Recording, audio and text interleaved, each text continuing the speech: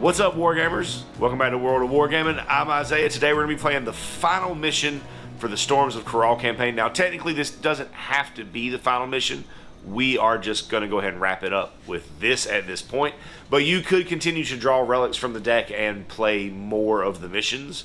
And then obviously just adjust the number of relics needed for victory. However, we are going to cut it off at 4. But before we get into the game, if you haven't considered hitting that like, subscribe, or bell notification, please consider doing that, as it does help us cripple the forces of the adversary. And let's get into this game of Relicblade. Ket Bleaksong raised her arms in exaltation toward the madness above. The storm had reached a raging crescendo. It seemed that the whole world would crack open to birth consummate destruction.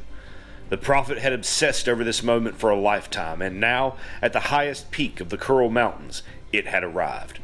The arcane powers that slumbered here would be devoured by her own god, and the whole of the world would kneel before it. She, an anointed prophet of darkness, would sit at its right hand. Akeem of Kudo barked unceremoniously at the imperious prophet. "The work's not done yet, Dark One." His ever-present anger was barely under control. "The foes still pursue us, but my blade shall force victory once again. I shall have to pull off their arms this time."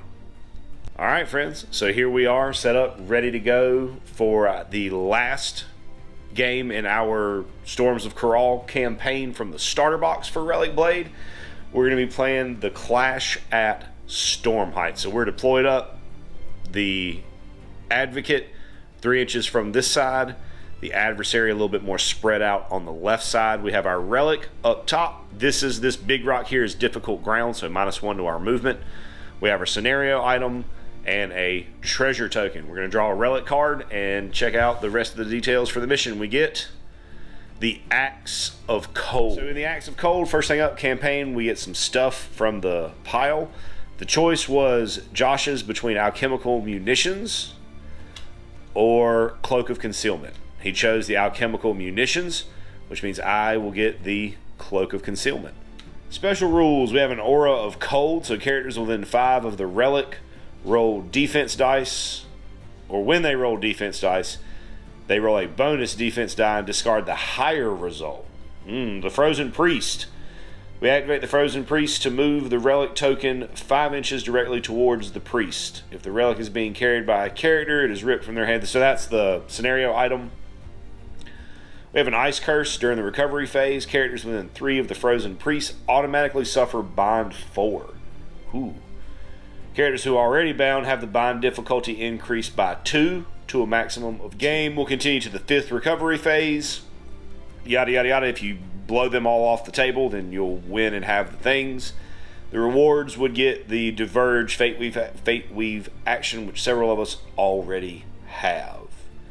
If that player already gained this skill in Prologue Visions from the Watchtower, they may now perform the Diverge action twice per game. So that ties into last off, as it is the last one, the Clash at the height of the mountain. We will have the Raging Storm special rules, which come in the 3rd recovery phase, and it's if they have things that will happen to the relic. So we'll roll a dice on it, and we'll talk a little bit more about that when we get to that 3rd recovery phase. Because right now we're ready to get into some dice rolling. So we're going to get into turn 1. We're going to roll an initiative phase, and we're going to see who gets to activate first. I got a 6. I kind of wanted you to go first, but it is what it is. What'd you get? A 1. Okay. First activation, I'm going to move up with my War Pig to right here. That's 2 action dice, and with my 3rd, I'm going to get a dodge. Right, so the Rogue is coming up 2 movements to here. Now, because in the game it says you have to declare your target before you check range, and honestly that's close to the point where we're not really sure. So Josh is going to move up again where he's definitely going to be in range, but we want to check to see if it would have been in range before he does that. Oh, pickles. Oh, pickles indeed. All right, so getting to right here, and then going to throw dagger. Does not hit. I'm going to activate my Dark Prophet. She's going to move 2, so 4 inches, and then I'm going to try to put a Stygian mutation on this. Wait, no, I'm going to focus then I'm going to try to put a Stygian mutation on that thing. So I'm looking for a 4 here. Got it. So they have +1 damage for last 2 movement to climb up onto the rock. So 2 movements gets me 2 inches. So that's where I land. All right, so Cam going to move up with 4 activations, so 8 inches, and then do what? I don't know yet. Okay, stew on it for a second. Cam finishing here. Going to razor wing the great ham beanie. That's a miss. Gonna do it again. That's a hit. Clear this other dice out of the way. You savage. So 1 + 3 is 4. 6 to 1. I got a 5, so I'm good. I'm going to activate Squid. And I'm going to dodge. Give myself a dodge. And then I'm going to charge here with 4 and use my free attack. Right here. And going to swing with a dagger that has dire. That is a hit. That is a 9 because he has the +1. So it's 8. Sorry, his dagger is +2, and then he has +1. So you're looking at an 8 with dire, so no armor bonus. So 3 to my 9 is 6 damage. Okay, so Josh just laid out his master plan. He's just going to crush this bottom flank, this southern flank right here. He's just going to stack bodies in this little valley right here, and we're just going to go. It's just going to, let's get bloody. Let's get into it. So, potential first casualty. He's out of activations, so it goes to Josh. Warden moving up here to try and protect his rogue friend, and that leaves me with my Iguan, which I'm going to move probably down this way. He's going to move up 9 to here. He can't take a shot because it costs too many action dice. So he's going to get a dodge. Moves up 2 movements to here, and then 1. But you have 1 action left. You have 1 action dice left. Oh, okay. But we are at 2 inches of movement because -1 for being in the difficult terrain. I'm just gonna push her forward too. So. Okay. I'm trying to get her back to the turn 1 recovery phase where we'll see if the rogue stands up. He does not. The initiative phase. I got a 5. You got a 6. Yeah. Gonna activate first. 1, 2. Yep, 1, 2 up, and then pick up the relic. I got you. Right there. All right, so that's 2 actions. And then she's gonna go back down. Okay. So just base her down here. Not quite. You got 4 inches. Yeah, that'll get you to the bottom. For my activation, I am going to move to engage the paladin, since I can't attack the rogue while the paladin's standing there, or paladin, the ward. Myself a dodge token before I do that. So now I've got a free bonus attack for an attack, so we'll do a dagger. That is a miss. That's 1 action. We'll do another dagger attack. That is a crit.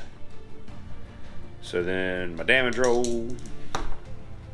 That's 3 + 3 is 6 with dire. So straight dice. 4, 6. You'll take 2. That's not too bad. Got 3 actions left because the charge move, the charge and engage, and then the second dagger attack. So we're going to try to entangle on a 4. Entangle goes off. So -1 action dice. And loses all dodge tokens, which I don't think he has any. We're going to try the improvised attack. That hits. Ooh, at a 6. Damage 6 on the improvised attack. Coming at the warden. On this one, he does get his armor saved because it does not have dire, because it's not my daggers. So that's a 3 plus armor 3. You're good. And my last one, my last action, I'm going to try to disengage. So contested. All right. Contested. Got a 4 Yeah, 6. So I'll stay right where I'm at. Gonna start off trying to recover these lost health points. Looking for a 3. That's a 2. Alright, so then. Alright, after the Sacred Blade on Squid. Sacred Blade, go. Ooh, Sacred Blade again on Squid. There we go. Hits.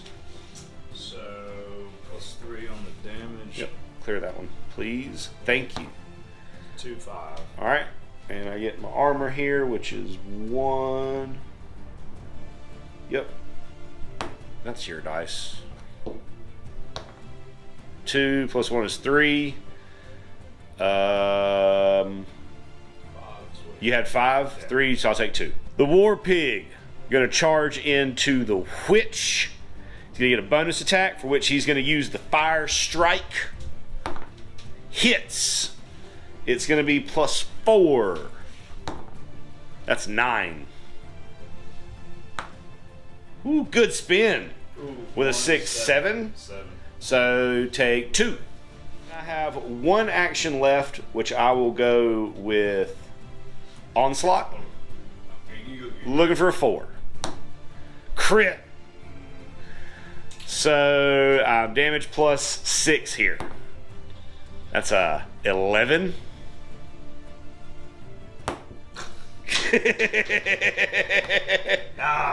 That's a 4, so that's 7 damage. That's gonna lay her down. Is down. So I'm gonna shoot my crossbow right there. He's gonna get cover for shooting over the rocks. That hits. I got a 4, 5 for the damage, so probably not gonna do anything. You got +1, so you got +4 to the roll. Yeah, I'm going to move twice to right up behind Squid. And then Dark Prophet gets to do stuff, so it's going to take him 3 movement, 3 actions to get to here on top of the hill where I want her to be. And then we're going to throw a... We're going to focus, and then we're going to decay. That'll go off. +2. That's a 5 on the damage. That's a 5, yeah. You're good. More decay that I can throw out. Misses. Y'all, I'm going to use my once per game reroll. My Fate Weave. Hits. And damage 7. 6, 7. You're good. Round 2, we'll go to recovery. So we'll see if the rogue stands up. Nope. We'll see if the witch stands up. Nope. And we'll roll some addition. I got a 4. You got a 4. We roll it again. I got a 6. You got a 4. So I'll have the initiative. And I'm going to activate Squid Man. Man is going to dodge as a basic action, and he's going to focus and then try to entangle the warden again. I had 2 dice to roll there, but the 1 was sufficient, so that goes off. So -1 AD to him, -1 action dice, and then I've got 2 dagger swings. So first one hits, damage 8, dire, so no armor bonus. Ooh, that's a 1, 8, that's 7 damage.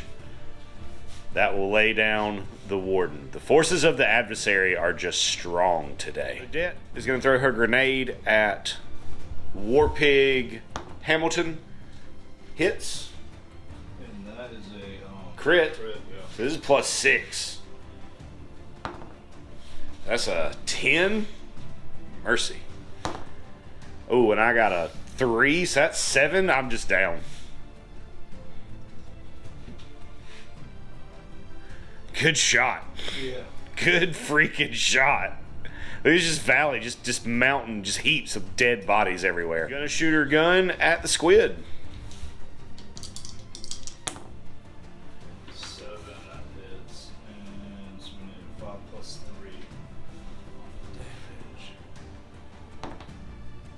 instead of 9. Okay. I'm going to use my dodge token here. So I'm going to roll 2 dice, I'm just going to roll 2 dice here. That is very fortunate for me. So, last action dice, going to get a dodge. Going to make it rain. First thing we're going to do is try to corrode him. Which I do. So he loses his dodge, and he's -1 action dice. That was 2 actions. We're going to go for a decay, which crits. And does 8 to your 5. So 3 damage. We'll try to decay her again. That one does not hit. So I'm gonna get a dodge with my 5th, and then my 6th, I'll move off that rock to right there. Maybe I won't. Maybe I'll just stay on that doggone rock where I was. Oh Lord. So then we're going to come up with the iguana, who's going to move and then hack at this thing with a scimitar. Looking for a 4. That misses. Do it again, looking for a 4. That hits and crits, which will remove the rogue from play. That's it for that round, so we'll do some recovery rolls. So for Hamilton, does not stand up. For the warden, nope. And for the witch, nope. We'll go to initiative. Round 4. I got a 2. You got a 2. I got a 3. You got a 1. Okay. I'm going to move up and hack at the warden. I need a 4. That'll do it. So the warden will go. And then I'm going to shoot at the gnome. Hits with a 6.